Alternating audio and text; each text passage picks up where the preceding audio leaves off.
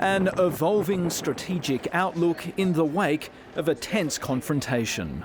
We are seeing Chinese assertiveness, as you say. We're seeing a huge military build-up by China. The Chinese Navy's decision to deploy a powerful underwater sonar, slightly injuring 2 Australian divers, is still reverberating through federal politics. Beijing maintains Australia's account of events is not accurate. The Chinese military has always been highly disciplined and conducts professional operations in accordance with international law. Nobody in Australia is convinced, least of all the opposition leader.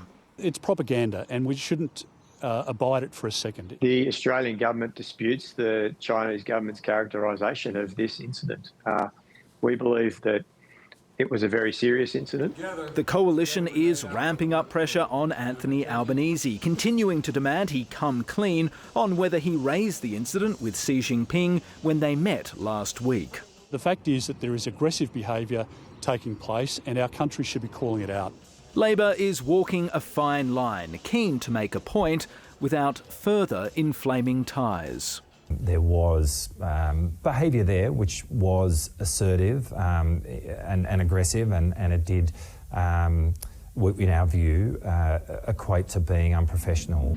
It's also a pattern of behaviour. Just last year, a Chinese fighter jet released shards of metal while intercepting an Australian surveillance aircraft over the South China Sea. The most obvious thing is to agree upon some sort of code of conduct between the two countries in terms of how they will actually militarily interact, and most importantly, how they will communicate with each other. This episode and Beijing's rather predictable denial also highlight the natural limits of the government's strategy of stabilising ties with China.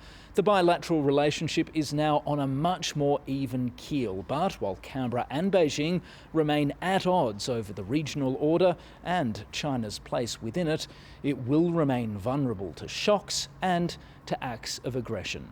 Stephen Jedgetts, ABC News, Canberra.